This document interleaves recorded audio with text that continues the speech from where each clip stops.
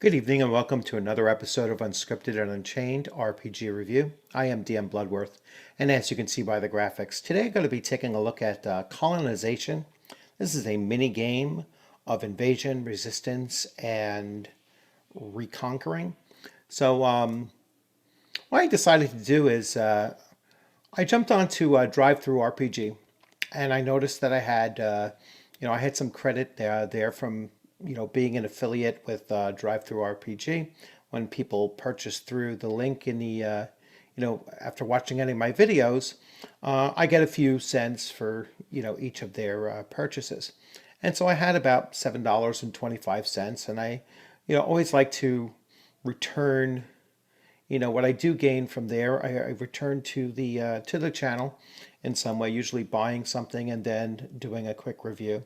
So, I thought to myself, let me get something, very fresh and new out there. And, came across this. I just looked at what's new, and this was new, and it was, pay as you wish. And the suggested price was $1. And so I figured for $1, you really can't go wrong. And so I have never seen anything from Raphael Lima before. That's either the company or the production or publisher, and then the actual author of this is Cristiano Cavalcante, and its editing and layout is by Petrus Fortuna. All right, but if I mispronounced that, I apologize. And then the images are all from free sources, so open and free sources. So dropped $1 on it, picked it up, had no idea what it was going to look like, and it turned out to be one of those a two-page RPG, all self-contained. So let me just show you what it came with. So here it is, and this is the layout. It's a two-pager, and I'll go into more detail and show you a different view on my screen capture so you can actually read as I go along. But so here's the front. Here's the front cover. I was assuming this is the front cover as well, and so I was trying to figure out how you actually fold this and print this out. And that's one of my issues with it, is that the layout wasn't ideal for this circumstance of printing this out.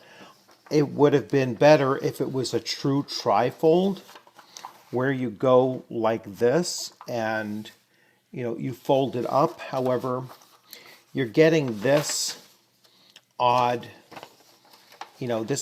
strip right here is part of the problem of that trifold. Now, the other thing I was thinking was that, am I supposed to do it like this?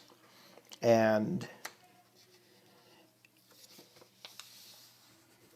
just for this one, so now you have your cover, and then you open it up, and then you have this. I mean, I could have been a little bit more accurate here.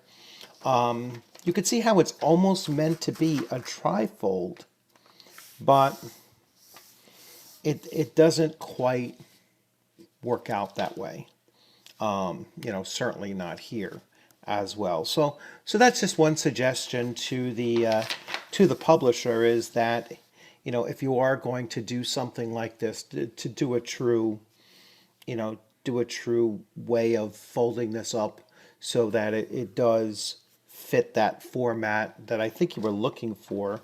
You could have reduced the size of this particular picture and then still had this back panel, or condense this down and then have it. But anyway, and it does make it kind of a strange read, because as you're reading over here, then you have to know, all right, now I'm going to continue over here as well. So it lays out a bit odd. So let me switch to here. So here we have it. So here's the, now I don't want you to focus on this part over here on the left just yet. So there's the front cover, and we go into the actual system. And then I'll go back to that when I'm done here. So, Colonization is a science fiction minigame. The Earth was invaded and colonized by Martians who occupy the capitals. Humanity was imprisoned in neighborhoods that serve as corrals, thus becoming food for the aliens. The few free humans took refuge in the wild and rural areas most seek only to survive without becoming colonizers' cattle. But there is a small group that talks about resistance and taking back the earth. And so character creation is very simple. To create your character, you fill out the following: your name, your character, your goal. What's your character's goal? Their attributes are just, excuse me, your attributes are just physical, mental, and social. All right. And then you're going to choose which one of those three attributes is your primary attribute. So choose an attribute that's your primary, another as your secondary, and finally your last one is your third. The tertiary will have 10% score, your secondary 15, and your primary 20%. And so these are all going to be modifiers to what skills you're actually looking to use. Skills, what your character's skills, what did they learn from their education, occupation, and profession? There are 12 skills. So you have animals, art, combat, concealment, scholarship, sports, investigation, manipulation, medicine, occultism, survival, and technology. An occupation, you're going to choose 3 skills related to an occupation, and then she will have a 10% in those. A profession, choose 2 skills related to a profession, and they will have 15% in those. And then finally, education, choose a skill related to education, and it will have a 20% on it. The gaming materials, you need a copy of these rules, which, like I said, is basically a page and a half affair.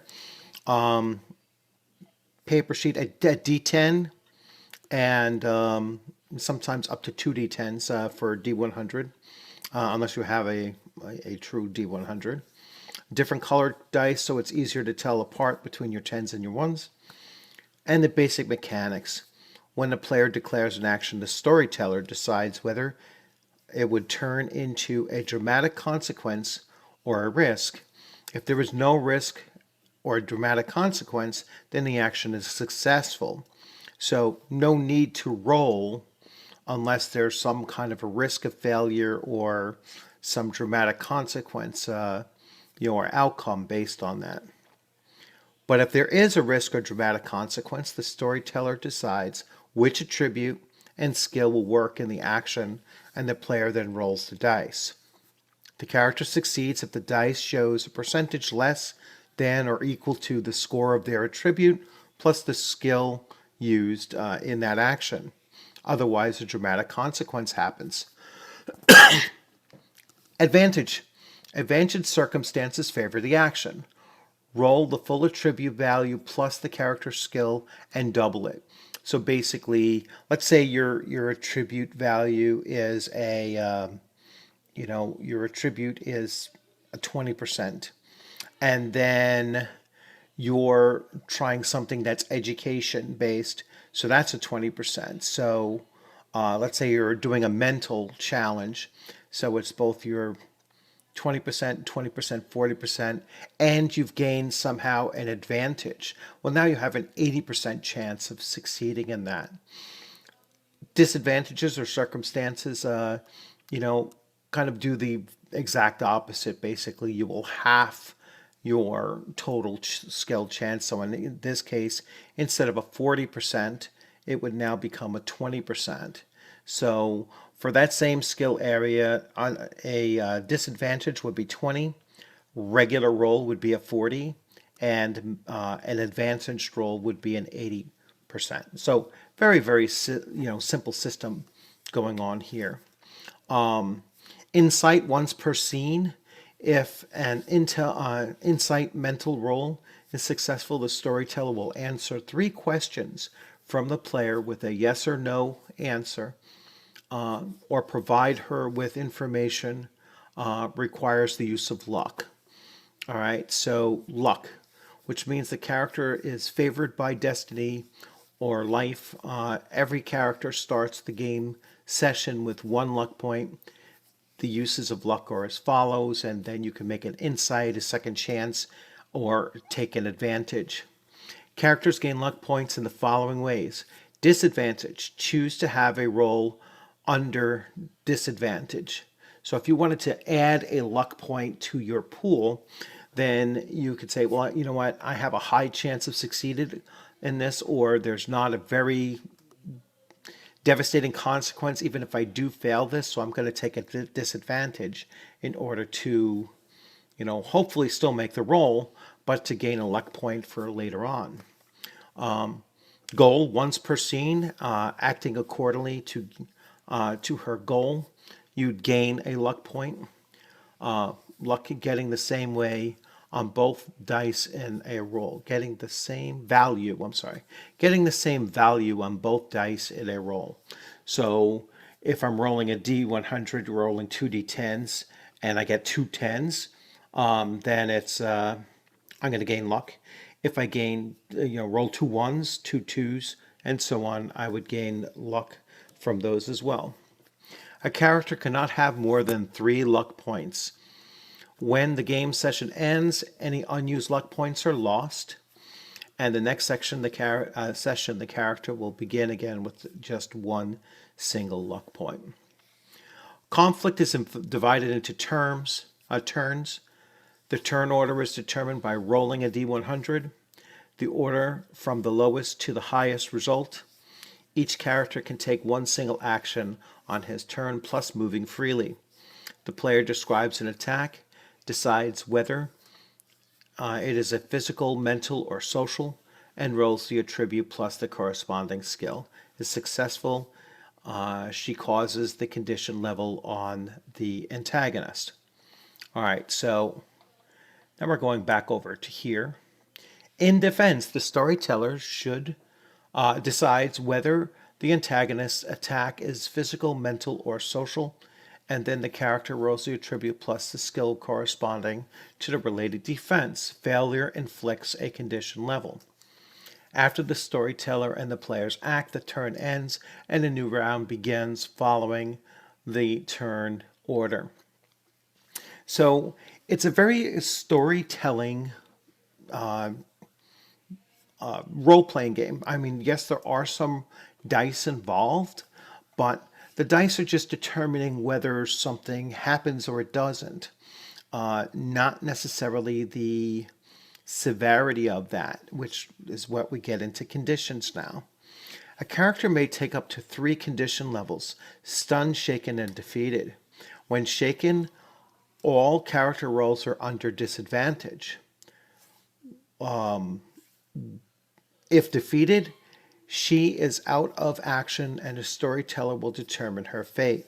The condition is decreased by 1 level at the end of the rest scene upon receiving adequate care.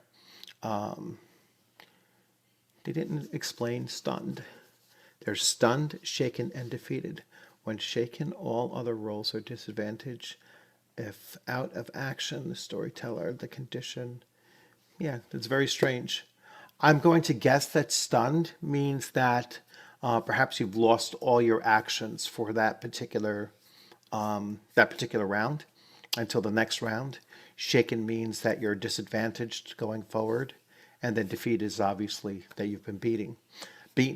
In this game, the storyteller does not roll dice, leaving it for the players who must overcome the tests with creativity, cleverness, and luck if there's a dice roll. Antagonists, there are 2 kinds of antagonists. There's soldiers and captains. All right. Soldiers are weak opponents with 1 to 5 condition boxes. The captain is the main opponent. There is 1 for each colonized city. He has 5 to 10 condition boxes and can inflict disadvantage to the player's rolls. If the situation favors the antagonist, the player characters roll under disadvantage. Antagonists are not affected by conditions. So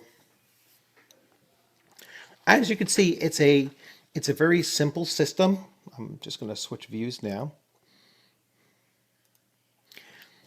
So as you can see, it's a very simple system, and even though there's some issues with it as far as how it's formatted and folded, and perhaps just the one component that they didn't mention for the price, $1. I think it's valuable to see some of these ideas that other people have out there for role-playing games, and it really is kind of neat that this person here has created a full role-playing system basically on just a page and a third of backing. And you've probably seen on drive-through or some other places as well, where they'll have a single page adventure, where I'll have everything from the map to all of the room conditions and all the steps that you go through, and it's all just a single page. And those are often very cheap as well.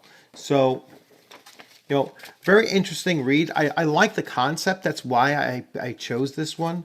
Not only the fact that, I had seen it when it was probably only on that, on drive-through for about 5 minutes. So it was actually the newest upload on there. And so I jumped on that. But it has that, really cool looking War of the Worlds type of imagery. And just the idea of it is very similar as well. So you could certainly take this very easy rule system and apply it to just about any kind of theme that you're looking to do for a quick little game, a quick little, as they called it, it's a mini game. So it's a very short, rules light role-playing game that you might just do just to pass the time, do a real quick improv one shot, just to get something on the table, if perhaps your other plans had fallen through. So once again, if you like this video, please give it a thumbs up. If you haven't subscribed, please consider subscribing, and I look forward to seeing you on the gaming screen sometime soon.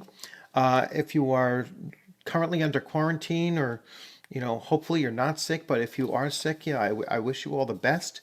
Be safe out there, and try to remain healthy. And with the social distancing and everything, a lot of us are relying on playing online, which I've been running games almost every other day now. I've been playing games with people from Norway and Spain and Italy the last couple of days. So there's a lot going on out there, and there's a lot of opportunities to meet new people and keep our hobby going. Even with, I think really most of the world is being impacted by this virus, and so just be on the lookout for people that are still looking to get together in some way or another.